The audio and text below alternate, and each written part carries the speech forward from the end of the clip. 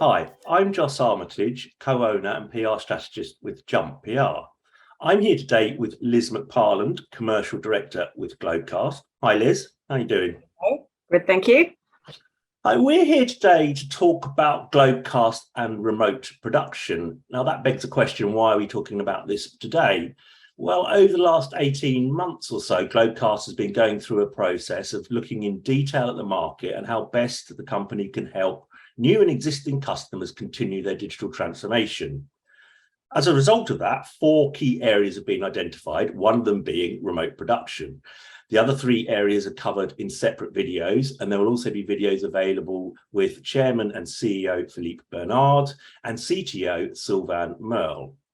So, Liz, before we get to the sort of meat of the subject, can you just briefly describe what your role is with Globecast? Yes, I can. So I'm the commercial director for contribution services in Globecast UK. So I lead a team that is focused on delivering news, live sports events globally.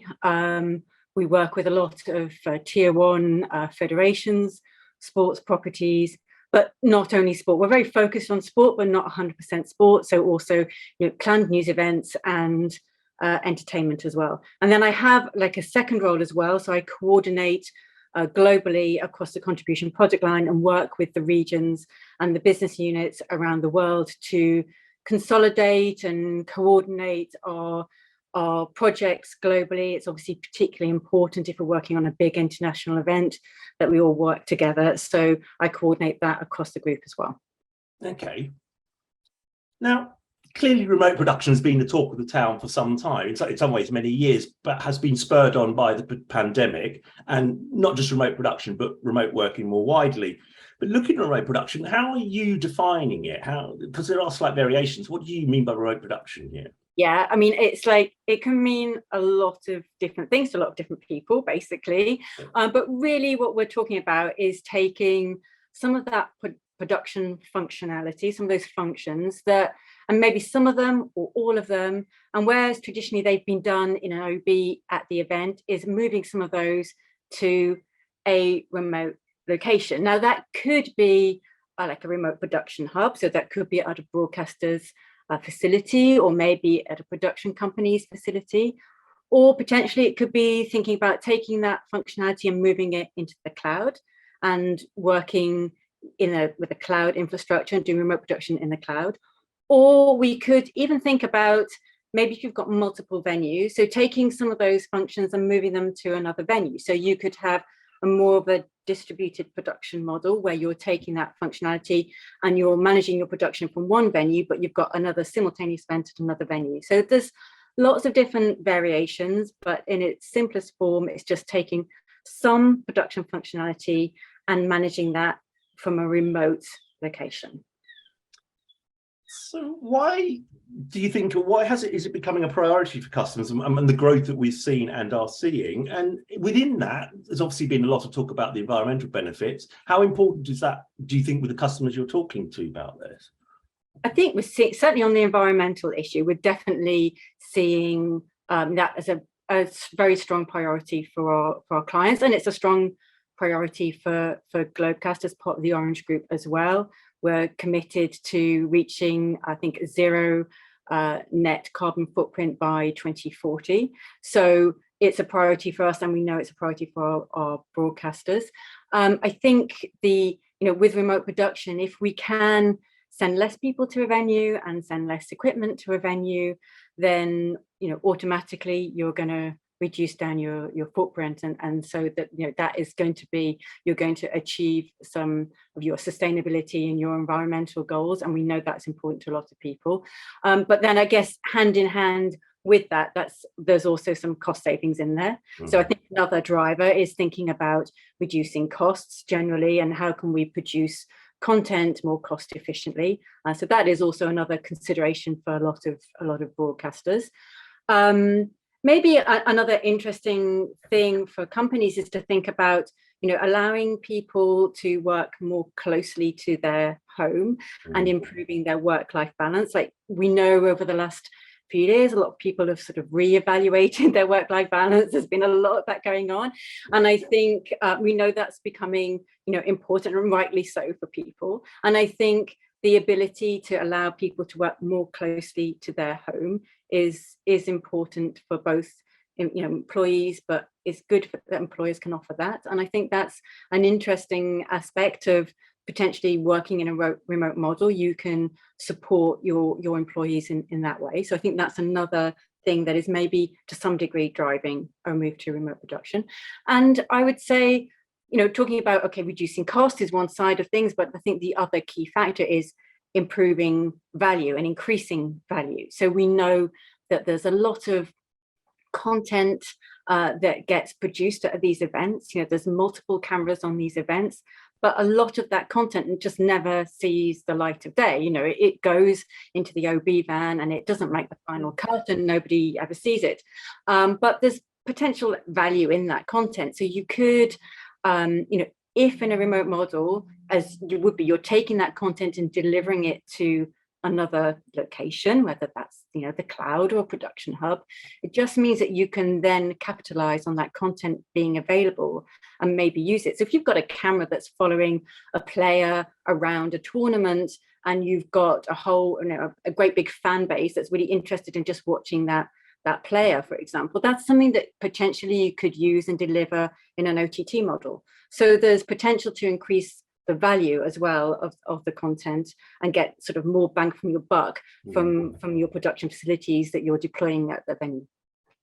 Yeah, I think that last point is a very important one, and simply the sheer volume of content, the sheer demand for content as well out there, with the exponential increase we've all seen over, particularly as you said, in the sports environment.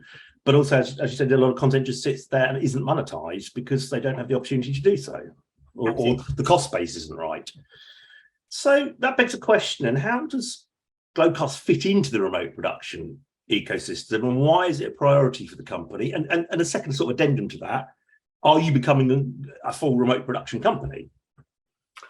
Well, in answer to the last question, no, really, we're not going to do. It's not our core business to work and to provide production facilities. We do provide some production facilities, and we've done a lot of work actually in the last 12 to 18 months, increasing our capabilities. We've got some production hubs globally, and we've built up our facilities to support remote production, but a more simplified version. So maybe adding in some remote commentary, or maybe adding in some remote graphics onto content. And if we're already taking that content for a client and they want that additional functionality, that's something that we want to be able to support.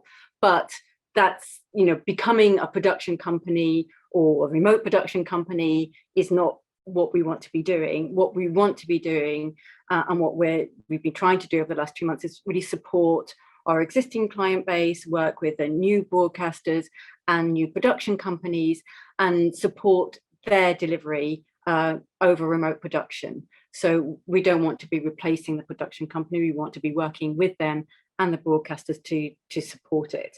I think what we hear back from the market is that there's, we know that the technology exists to support remote production, and that's great if you sit it back to back on a bench and it will work. We know that, but sometimes the connectivity bit in that can become quite complicated and quite difficult, and that's where our expertise lies, and that's what we want to provide to the market. We work delivering content over satellite, fiber, cloud, and we want to, we're providing hybrid solutions, taking that technology and delivering that to broadcasters. That's what we're aiming to do, and that's then backed up by, we've got a team of experts, we've got 24/7 MCRs, we've got bookings teams, we've got events teams that are really keen to, that are very experienced and work on these events to support that going forward.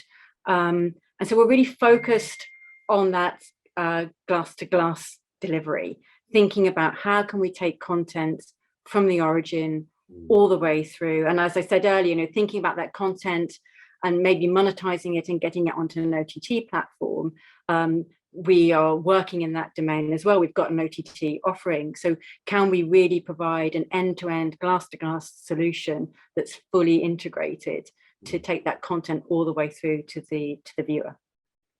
I think in some ways it's slightly the connectivity and the complexity of the connectivity in remote production, latency and so on, and the multitude of different connections available is somewhat forgotten about in all of this. We hear a lot about the bells and whistles, but the fundamental architecture underneath seems to, certainly from a news point of view, has been somewhat neglected, I would say. Yeah, I think so. And I think, you know, if we're thinking about the sort of technologies that we're using, it's great. There's a lot of focus on, you know, cameras and production, and obviously there has to be, but if you can't get that out of the venue, if you can't deliver it, then it's of no use to anybody. So really that connectivity piece is key. So that's the kind of technologies that we're looking at.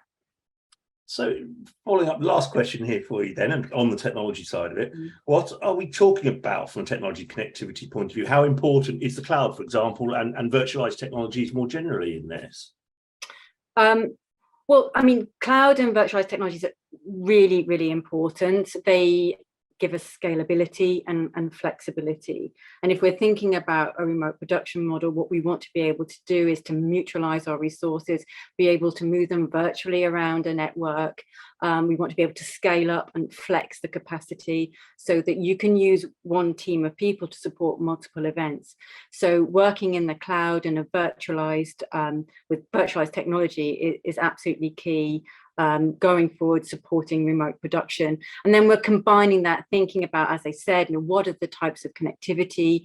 How can we find the best solution for the product? It's not, you know, it's not one size fits all when you're talking about remote production. Sometimes you're going to have lots of capacity available to you. Sometimes you'll be more limited. So we've got to work with the technology, think about the payoff between latency, quality, and bandwidth. How do we balance those things, and how do we then find the best solution that is absolutely tailored to the event? It's a very concise answer. Thank you. Thank you, Liz. It's been good to talk to you about remote production, and clearly you'll obviously be discussing this in more detail at IBC in, what, 3 weeks now? Yeah, absolutely. Cool. Thanks, Liz. Appreciate it. Thank you.